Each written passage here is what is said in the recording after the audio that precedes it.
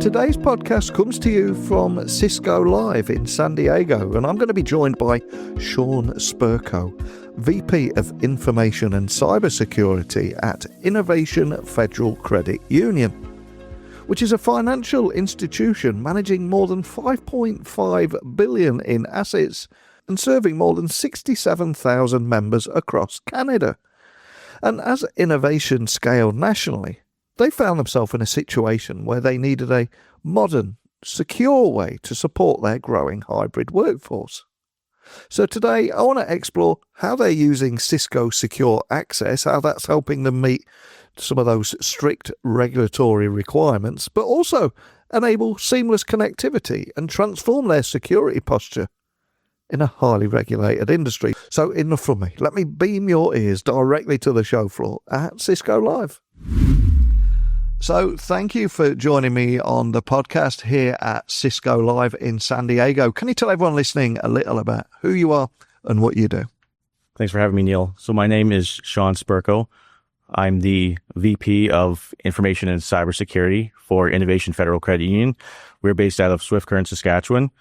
And being a federal credit union, we operate all across Canada and are regulated the same as any large bank in Canada under OSFI and part of the Canada Bank Act. As for myself, I have personally been in the credit union system for 15 years at this point, and in cybersecurity for about 7.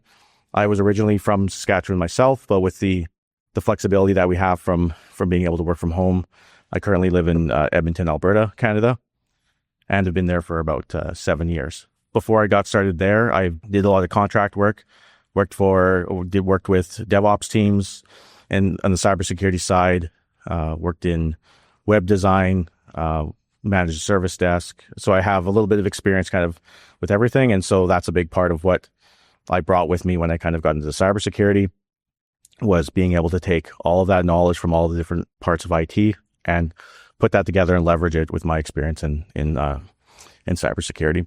So kind of my path there that happened was 7 or 8 years ago, I was feeling like, I always had wanted to get into cybersecurity, was looking for that path forward.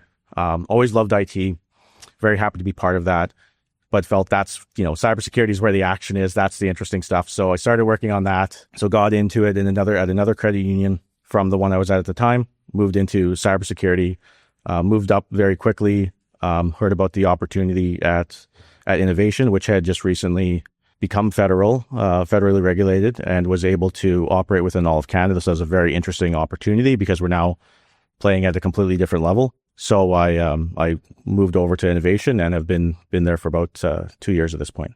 And it's quite a journey you've been on. And I think we should highlight as well, because we're living in a time where people are always talking about technology removing jobs. But cybersecurity industry is a good entry point into a tech career, and there's 0% unemployment. And for anyone listening, it is a great career to pursue, isn't it?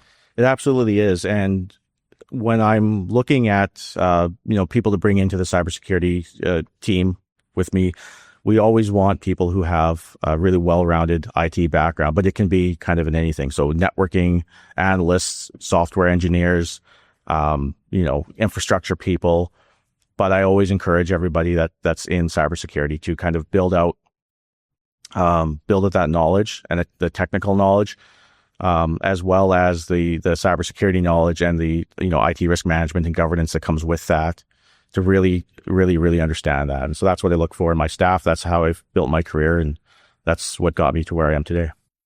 And in a more physical sense, you've made the journey all the way from Canada to attend Cisco Live. So what brings you to Cisco Live, and what has excited you so far from what you've seen? So I haven't seen much yet, but I have a lot of plans for the week. So my first Cisco Live was actually last year, and that one I focused heavily on a lot of the training sessions that were available, a lot of secure access training, and really getting into the details about how it works and how it operated. And that really helped us in doing the rollout.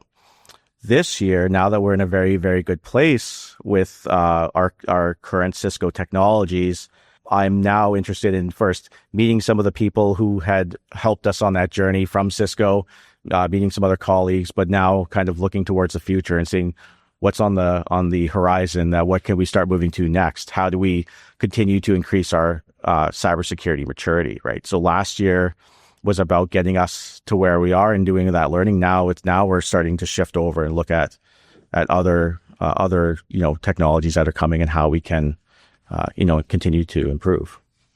And one of the things I love about Cisco Live, you get to talk to so many different people from different industries, different backgrounds around how they're leveraging technology to improve their offering. And in your situation, I mean, as your hybrid workforce, as that continues to grow, what are the most pressing access and security challenges that you needed to solve before choosing Cisco Secure Access? I'd love to hear more about that.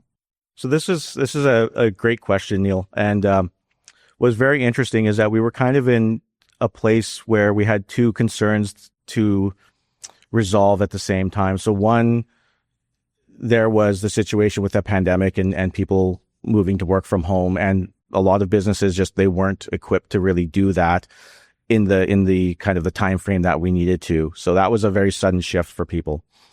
On the other side of it, innovation also was in the process of moving from a provincially regulated credit union to a federally regulated credit union under the Bank Act of Canada, where now they can operate and do business through all of Canada. We can have branches all across Canada. We can have staff all across Canada. We can have our members all across Canada. And so what that did is now we had to think about, well, this is not a temporary solution where people are going to be working from home for a while as the pandemic subsided.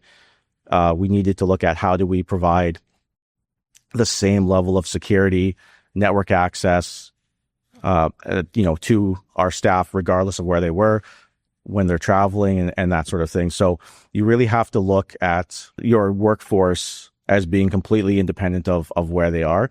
Your office is not a physical building that you go to. It is your cell phone. It is your laptop. And so from a security and network perspective, you need to be able to offer the exact same control, support, security posture, access, regardless of where your staff are located or how they're trying to connect into the system. So that was the big focus for us. And so when we looked at that, we also being a credit union of one of only 3 in Canada that are able to operate across Canada and having to have the same regulatory requirements under OSFI as the big banks, we had a lot of guidelines that we needed to work on and to meet. And so we started to look at the regulatory guidelines that we had to align with, as well as the needs of our staff and the needs of our membership. So we started, looking at, we want to hire the best people we can get in Canada. So we're not going to limit ourselves to a specific area. We need to be able to support them. And so what we did is we brought in, all of the technologies that had the capability to align with that kind of vision. So everything became about, became about being in the cloud, being available on your phone or in the office with no difference between the two. And the really important thing is that it has to be transparent to staff. So we don't want staff to think about, when I'm in the office, I'm in a physical location, I have to do these steps to get what I need. When I'm remote, I'm at home, I'm traveling, I have to do these steps to get what I need. It should be completely transparent. They should not realize that they're doing anything different or that anything is changing. And the way that we kind of built our security posture out and with all of our controls is that, for the most part, they're never aware that any of them are there, or that they're not thinking about it. And so there are the occasions where we'll get questions to do something, and what we go back and tell them is like, well, we've actually done that, and we've done it with our layered defenses and systems that we have. We've done what you're asking for 3 or 4 times by the time it's made it to you. Mm-hmm. So you get a question like, well, can you check this for malware, this file? And we'll say, well, there's 4 steps before that file made it to you where it went through malware scanning. So you're good, but we'll do it for you anyways, just for the peace of mind. So that's really the big thing is, we need to make sure that we have the same security and network capabilities, regardless of where our staff are working, that we look at it that this is a virtual workplace, and that the laptop is the staff member's office, and focus on giving them the same level of security and network access that we give to everyone else, regardless of where they are. And I'm so glad you raised that, because obviously you're working in a heavily regulated industry. So how is implementing secure access, how's that impacted things like your compliance efforts with federal regulators, especially in terms of visibility and control? Because I would imagine that is a huge thing for you guys. To give you some background as to how it works, a credit union, unlike a bank, while they're both financial institutions, they are member owned. And so Innovation Federal Credit Union became federally regulated under the Canadian Bank Act about 2 years ago. We have about 67,000 members across Canada and growing quickly, and we have a little over 500 employees. As part of a cooperative, all of our members receive cashback every quarter just for being a member with us. We offer them all free banking services. And we also give back to all of our communities that we are in. And that's at the tune of over $10.4 million, I think, since 2007.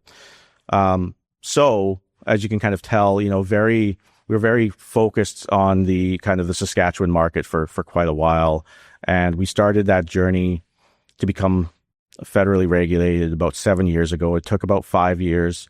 As part of that journey, we had to look at, well, what does it mean to be federally regulated? What does that mean from what we have to offer our members, what we have to do for our staff? It's bigger than just the security, but from a security side, what are all the specifics that OSFI, the organization that regulates federal institutions in Canada, it requires? And so they have what they call their a list of guidelines, and the one that's specific to cybersecurity is B13. And in that, they have a lot of specifics about everything that you need to have, and it's on a kind of a maturity scale. So it goes with the B13, they have a cybersecurity self-assessment that you can do. So it's very detailed, a lot of very specific things that it will say. So such as the financial institution, must scan applications prior to introducing them into networks. It's so sandboxing applications. The financial institution must scan any data coming into the network before it's actually in the environment. All sorts of things that are very specific like that. So and that's done on a maturity scale of 0 to 5. So a 0 being that you don't have it, a 1 essentially being that you have governance around having it, but aren't actively doing it. 2 being that you have the governance and you've started building out some process. 3 being that you're in general doing it, but there's some gaps. 4 being that you're doing it well. So you have your governance, your processes, your procedures, your evidence that you're doing something on a regular basis, your reports. 5 being a continuous improvement. So what we did is when we looked at these kinds of situations, that one, we're going to be, federal, and we're going to support all Canadians, no matter where they are, and we're also going to do that for our staff. We looked through all of these specific controls that are in the self-assessment, and I looked to find a product that could tackle as much of those different controls at a very high maturity as easily as possible. And so that kind of started the journey to look towards like an SSE solution, especially with our remote staff. Because again, typical situation, you go back to 10 years ago, there's a very big difference between having your laptop in the office versus having your laptop at home or traveling. So we had to eliminate that differentiation. We had to get staff to stop thinking about, hey, when I'm traveling, I need to connect to a VPN to get, security protections, or for my computer to be managed. So we looked at moving all of that into an SSE product, and we looked at Secure Access, and we had already had a really great relationship with Cisco. We were already leveraging a lot of their on-prem equipment, Firepowers, identity services engine, as well as Cisco Umbrella for DNS protection. And so really the way that Secure Access was presented to me when I first had the conversations with the team over there was that, well, it's a lot of these products that we know and love, but they're now moved into kind of a cloud infrastructure. They're put together in a way that's packaged really nicely to let them, work really well together. And we were able to take all of those different products and the ones that we were using, migrate them over into Secure Access very simply and easily, because we'd already, defined a lot of that, and it's the same underlying technologies that we were familiar with. So we built that out, and we're able to actually deploy it very quickly. So we went from a situation where we had staff that had, from a maturity standpoint on the B13, I think Secure Access just on its own was able to cover eight of them. And so we just actually reviewed where we were and our plan for this year. And after the rollout of Secure Access, using the SWG, using the decryption, the IDS, IPS technology, the DLP technology, the CASB, following least privilege with the rule sets that they have in there, being able to tie that back in for security posture and tie that into our other tools, the ability to use the secure malware analytics for sandboxing, as I mentioned, so for testing applications before they're delivered. That actually led to us getting a half of the increase just from introducing that one portion of Secure Access this year, for what our goals are for the year. And that doesn't include some of the other benefits that we've gotten for our IT teams as well. So the fact that we can have a management tunnel where all of the systems are managed all the time. They can see our DCs. We treat them like they're on-prem because technically they are on-prem. Our staff don't know that they're technically connected to an on-prem infrastructure all the time, whether they're on VPN or not. And so we've made it very, very easy for them and greatly increased our maturity. So I've been very happy with that, the recent changes that we made there. And as you said, using Secure Access enables you to achieve that regulation or those regulation requirements so much easier, and the compliance there as well. But I'm curious, when at a time where there is so much focus on the ROI of every big tech project, what kind of measurable improvements have you seen in things like user experience and IT efficiency since you first rolled out Secure Access and its advanced features? Anything spring to mind there? Well, so from an ROI perspective, it's been looked at as from a comparison to the maturity assessments that we do, but that's heavily focused on security. Now, that doesn't mean that that's the only thing that Secure Access does for us and our only focus with it. So there were a lot of things, like as I mentioned, the fact that all of our systems are technically on the network all the time. It's made the lives of our IT staff a lot easier, because they used to have a lot of issues with staff. They couldn't do passwords remotely. They couldn't do a password reset remotely. They couldn't get into their systems remotely very easily. They needed other software to do that. They were having problems where if staff weren't connecting to the VPN, they were actually dropping off of our internal network, and then those staff would lose access. There were other issues that just made it difficult, because the environment that we had wasn't designed to have these systems off the network, essentially permanently.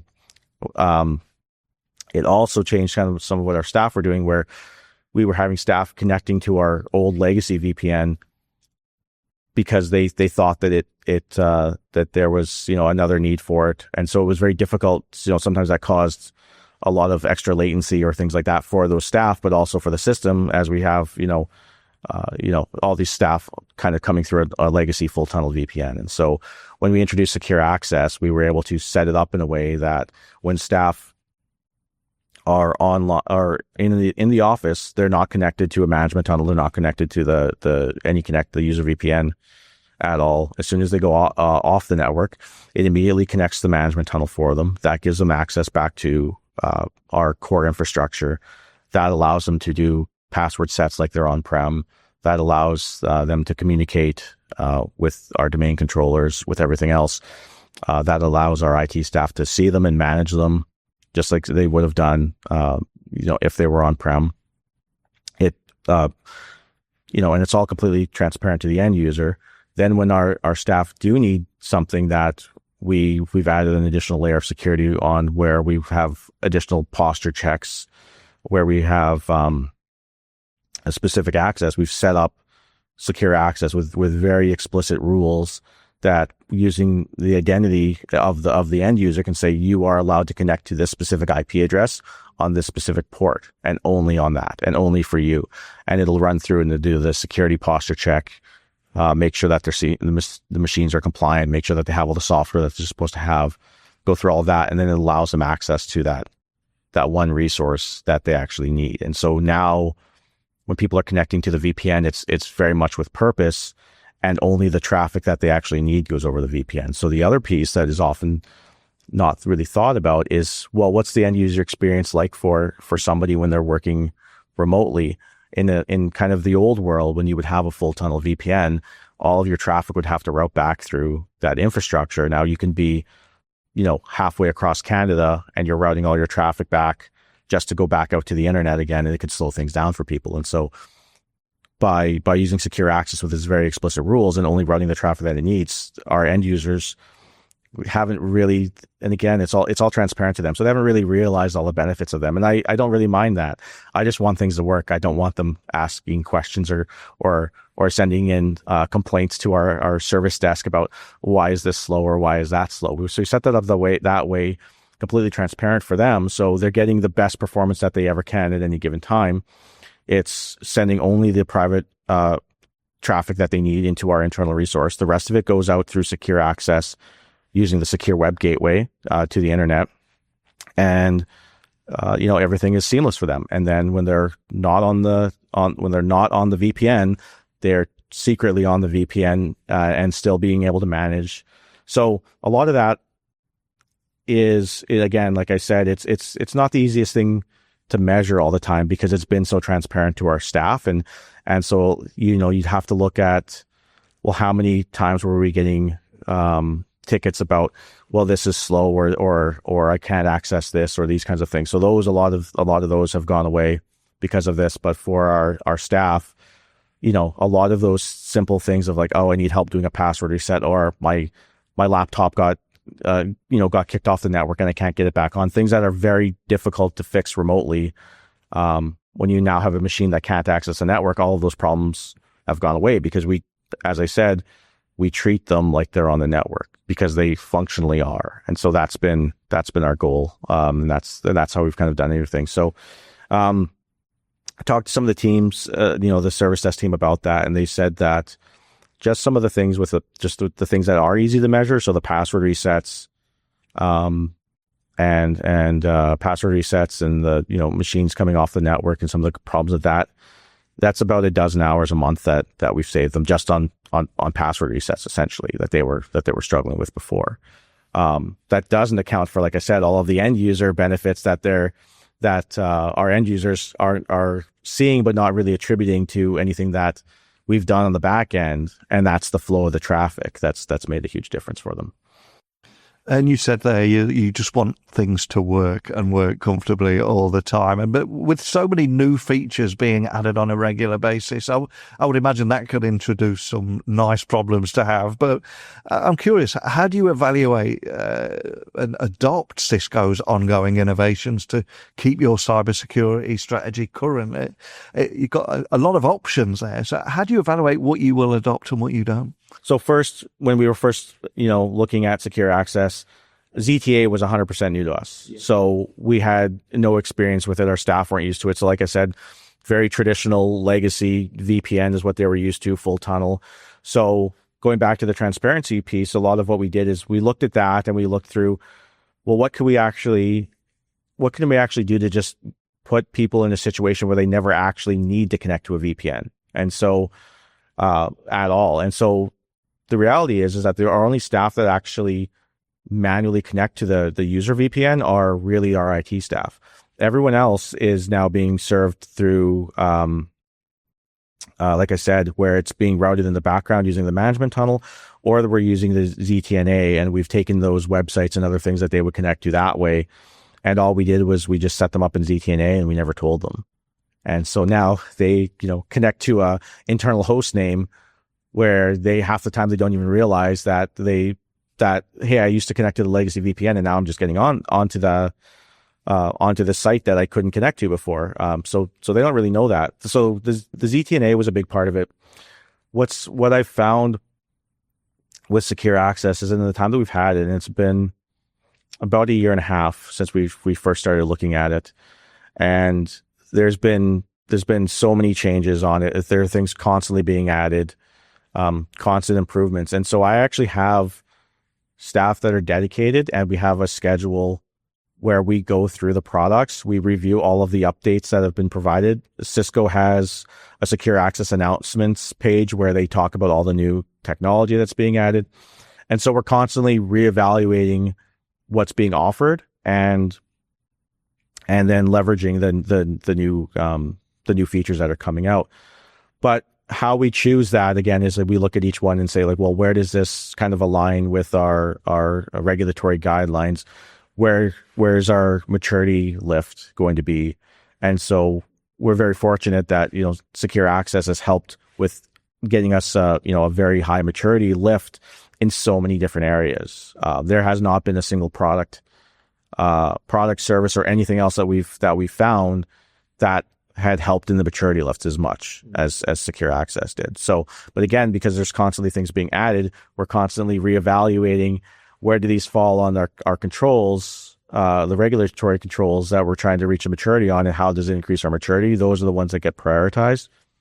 And then we look at it from the user experience. Where are the ones that can help our staff, make their lives easier, that sort of thing. So we kind of, like I said, we base it off of the OSV self-assessment and those controls and the maturity there, and then we reevaluate it for our staff. But what we do is we're constantly reevaluating all of our tools that we have, everything that we have, looking for new features, auditing the configuration of them, looking for improvements to make. But that's something that, as a whole, I find is often kind of not done by, in a lot of organizations, where the idea is we're going to buy something today, we stand it up, we get it to where it's working, and then, we kind of just leave it that way. And then 5 years later, it's still the same way as it was, previously when they set it up, because nobody's actively going through and looking at it.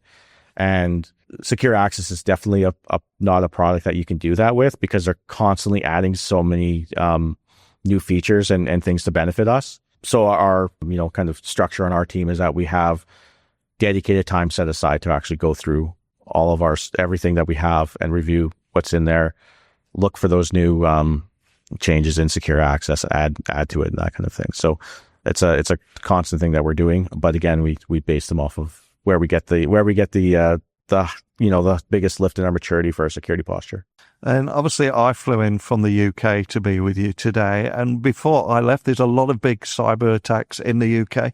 Many large retailers have been offline for several weeks. It feels that people are starting to take it seriously now as a result of that. So in terms of threat detection and threat prevention, how does that integration between Cisco Secure Access and Firepower, how does that help you maintain that more cohesive security posture? Well, it depends what you determine threat detection, but the first thing that we did, I'll talk about a couple pieces. So how Firepower has helped with that, but also some of the other benefits that we've gotten from it. So from a Firepower standpoint, again, this is how we were looking at things pre-pandemic, where everybody's in the office. All of our security is from physical appliances that are applying those controls. What we were able to do is when we moved over to Secure Access, is take what we're doing with the Firepowers, taking our IDS, IPS rules that we already know are working, that we've already crafted, taking a lot of our firewall rules, what we're doing for file blocking, for malware scanning, for all of that, taking all of that and migrating that into secure access. So that made it very easy. And it also, because it's at the core of the same technology, when we need to make changes on one, we make the same change on both of them, and that makes our lives very, very easy. But that also has taken a lot of the heavy lifting off of the on-prem appliances, because all of our workstations and servers have secure access on them. So that's where they're primarily getting it from. Where the rest of it helps is for all of those on-prem devices that never leave your internal network. So it's really great having that parity between how everything is configured on-prem and how everything is configured remotely, and cloud versus on-site data center or in branch, and then being able to just pair them. So that's where we've kind of gotten that from. Now, on top of that, there's the one of the next things we're looking at doing with secure access is integrating that with our on-prem identity services engine. So secure access has the ability to tie directly into the on-prem identity services engine that we're already leveraging. So that's something I'm looking forward to kind of doing this next year. But we talk about why we haven't done that piece yet. It's about where's the important maturity lifts, and it already works so well without it. It's really just a nice to have at this point. Like, we'll get some benefit out of it, but we already have the built-in security posture that's in secure access. Identity service engine does such a good job for us on-prem already, but now we can start linking that together, and they'll be able to share that information of what they're seeing. But the other big thing, and this is kind of new, is the data loss prevention. So we talk about threats. Well, one of the threats that we're often worried about is insider threat, and insider threat does not mean it's malicious insider threat, but sometimes that's cases where staff, they're not, familiar with some of the best practices all the time. Maybe they're rushing, and just maybe not thinking about something at the time.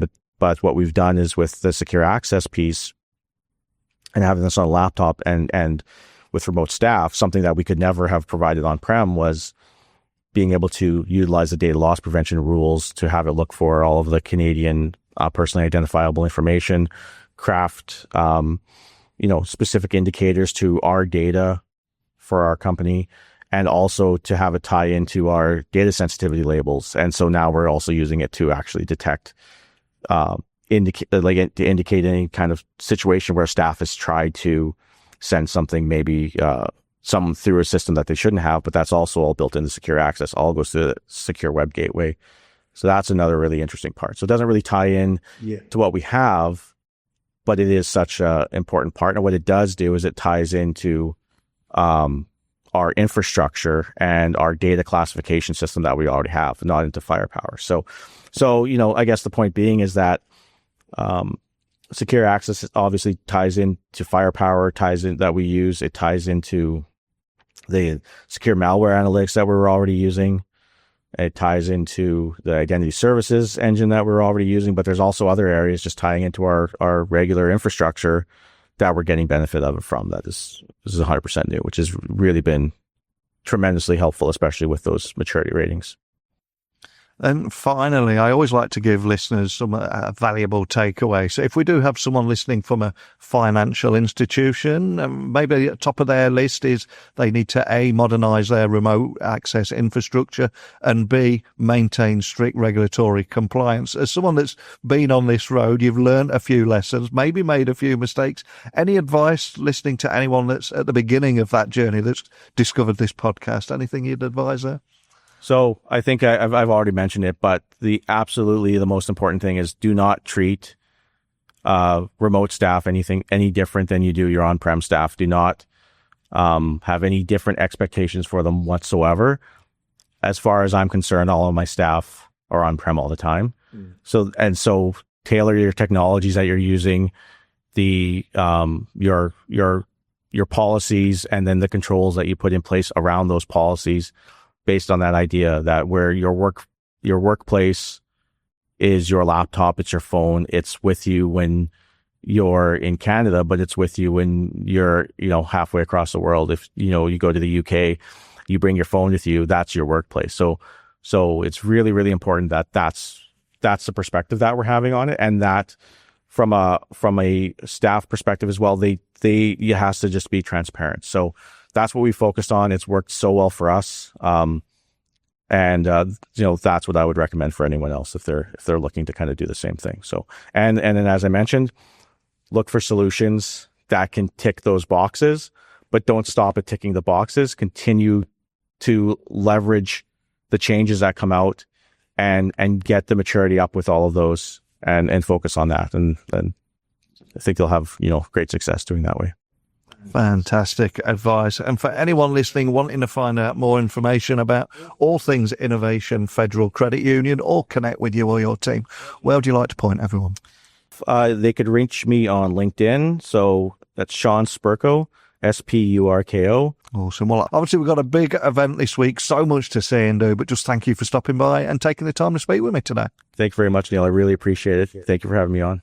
I think speaking with Shawn Spurko today highlighted this real-world impact of designing cybersecurity around people, not just infrastructure, from reducing help desk load to achieving higher regulatory maturity. Access, I think, shows how the right tools can quietly but powerfully transform operations. And whether it's delivering a consistent experience for remote teams or embedding compliance into everyday workflows, I think their approach to cybersecurity is a practical model for any financial institution that's navigating the demands of hybrid work and federal regulation.